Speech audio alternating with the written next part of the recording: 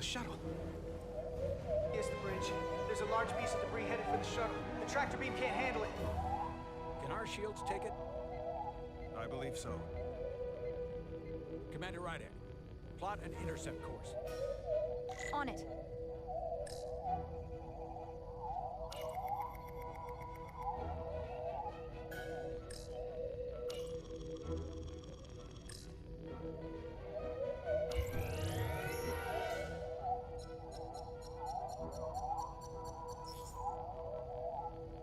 Here we go.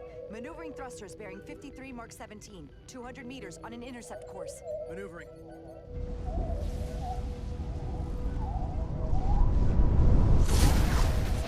Got it.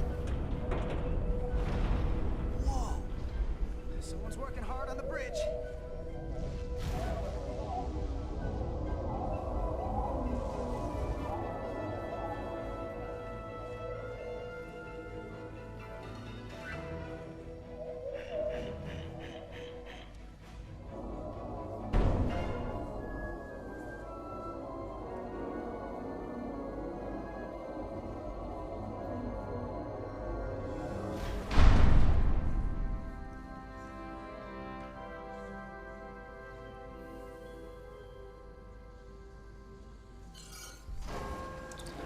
Shuttlecraft on board.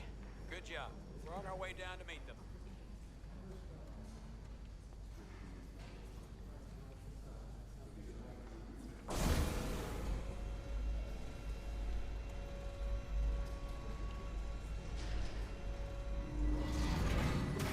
Terra firma, so to speak. Ambassador Spock?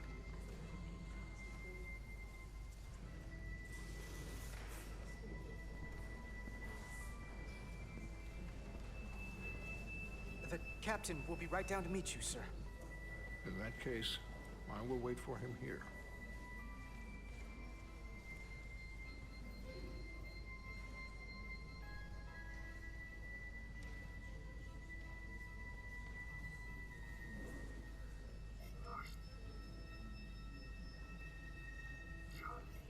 Well, let me be the first to say, welcome to the Resolute, Ambassador. Thank you, Petty Officer... Carter? Carter Diaz. Sir. I am pleased to meet you, Petty Officer Carter Diaz. It appears I have you to thank for my safe arrival. Your assistance arrived not a moment too soon, if I may say so. Well, it wasn't all me. I got some help from upstairs. A bombastic approach to clearing debris. We thought we were prepared for our arrival in Hotari space, but it is evident my craft was not sufficiently robust for such intense ionic activity. The storm has been pretty intense. There was an element that was most unusual. Before you came to our aid, our maneuvering thrusters and impulse engines were rendered inoperable. So we attempted a short traversal at warp speed, only to find that we could not achieve warp at all, even though our diagnostics computer showed no faults or anomalies. What do you make of that? When all indications say that warp speed is possible. Well, this storm is one of the strangest phenomena we've ever encountered. It's disrupted other systems. Who knows what it might do to a warp drive? Yes, it would seem further investigation is called for. Take readings, run some additional diagnostic checks, and we'll get to the bottom of this. Quite logical, Petty Officer Diaz. Thank you. Ambassador Spock, Excuse me. I'm honored to have you aboard. I'd like to get right to it. We're already behind.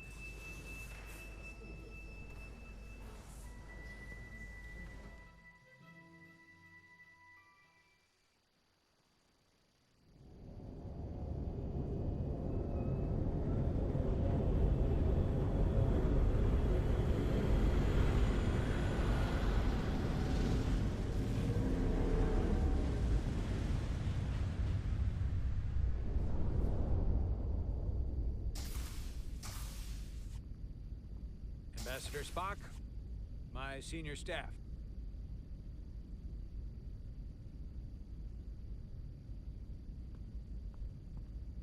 It's not every day that a captain gets to welcome a Starfleet legend aboard. You flatter me, Captain Solano. But legend implies the past tense, whereas I am very much focused on our present circumstances. I didn't mean to suggest you were stuck in the past. You're right, Ambassador. Not the most diplomatic choice of words. Your experience comes from the past. But our present situation calls for it. True enough. We were hoping you could fill us in on the details. We got the basics from Starfleet. Two formerly peaceful neighbors are now on the brink of war. Indeed, and the tension between them grows fiercer by the hour.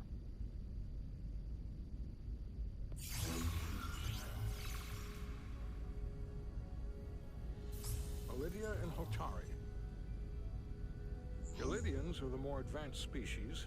They made first contact with the Hotari over a century ago. This is Tau, the Hotari moon. It is rich in dilithium, and for decades, the Hotari and the Illydians have shared a mining operation there. The Illydians provide the technological resources, while the Hotari have served as the labor force. The stability of that arrangement was the source of their peace, until recently. The Hotari have suddenly and forcefully seized control of the mining operations and expelled the Illydians from their system. That is the official story, as told by the Hotari when they requested Federation mediation. But the details remain scant. Communications between all parties have been limited by the ionic interference. What are the Hotari defensive capabilities? Do they stand a chance to hold on to the mines now that they've taken them? It is unlikely the relatively primitive Hotari forces would prevail against the Illydian fleet in open war. But it would have been equally unlikely to predict they could take possession of the mines until they did just that, which leaves many unanswered questions. Left unchecked, this conflict will result in more bloodshed, which is what we are here to prevent. And the dilithium trade hangs in the balance. Clearly, the Hotari have been exploited in this relationship. Maybe we can persuade them peace is the more profitable alternative for everyone. They both profited from the mines. And for the Hotari, something is better than nothing. Peace is our objective, after all. We can call it profitable or mutually beneficial, but at the end of the day, the Hotari are still being exploited for their own resources. True peace is not merely the absence of war. And as such, this conflict will surely come again. Neither the Illydians or the Hotari are members of the Federation, so we can't make them do anything. There is an additional complicating factor I should mention. In the past, the Federation has relied on the Illydians as a source of dilithium. That certainly changes things. Federation sources its dilithium from a lot of places. Yeah, and this is one of them. So we've already played a part in this. Unfortunately, that is indeed the case, Commander Rydek. We're morally obligated to make this right. Hold on. Our only obligation is to negotiate the peaceful resolution of this conflict. Given the Federation's involvement in the Illydium dilithium trade, Captain Solano and I must make every effort to appear neutral in these negotiations. What worries me is if this whole thing unravels, and we're at the mercy of the storm at less than full strength. We can't let it come to that.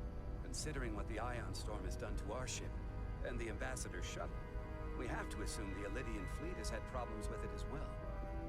This recent surge in the energy disturbance temporarily levels the playing field. Commander Westbrook is correct.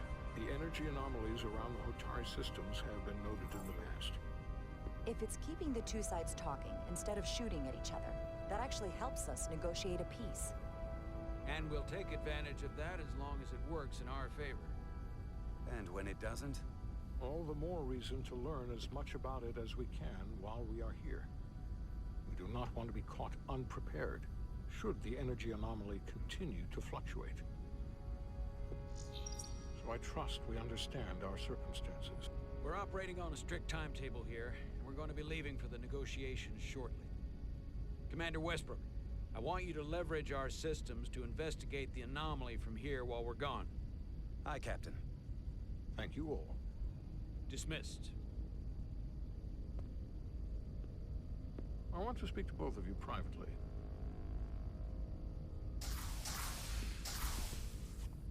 Ambassador Spock, I'd like to make a formal introduction. My first officer, Commander Jara Rydek. Commander, as you are aware, there are limits to what Captain Solano and I can do in our official capacity as representatives of the Federation. But someone in an unofficial capacity, your first officer, for example, would not be bound by those restrictions. Commander Rydek could ingratiate herself to certain parties behind the scenes, where they may be more candid in revealing information that could lead to a resolution. She certainly goes her own way. Maybe that helps in this case. I'm honored to be included in the negotiation process. You're not just included, you are instrumental. Well, I hope Commander Rydek will have more luck finding out what really happened than we will through official diplomatic channels. The fate of the negotiations, the interests of the Federation, and the prospect for peace may very well depend on it.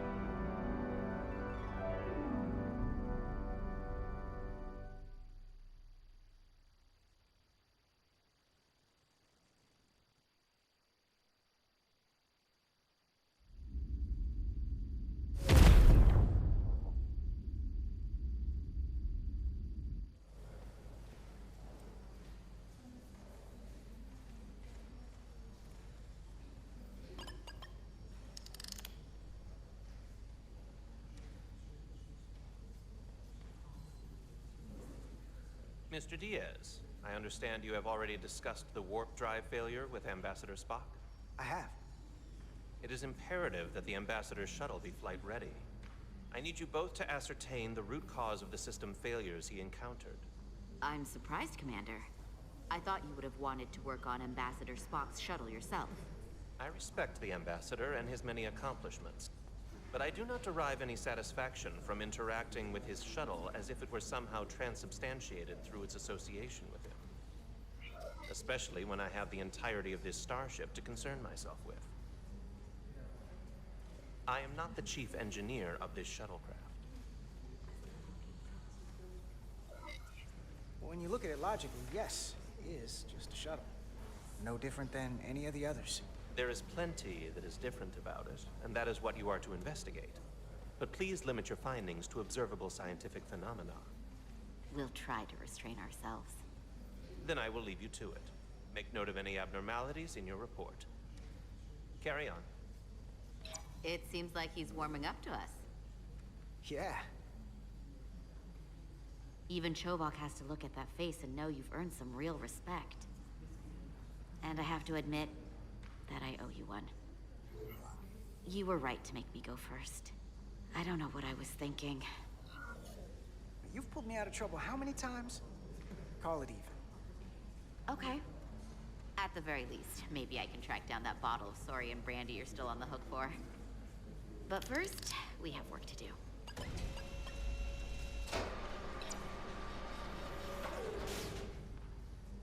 Ready to go? All set. Let's run the diagnostic.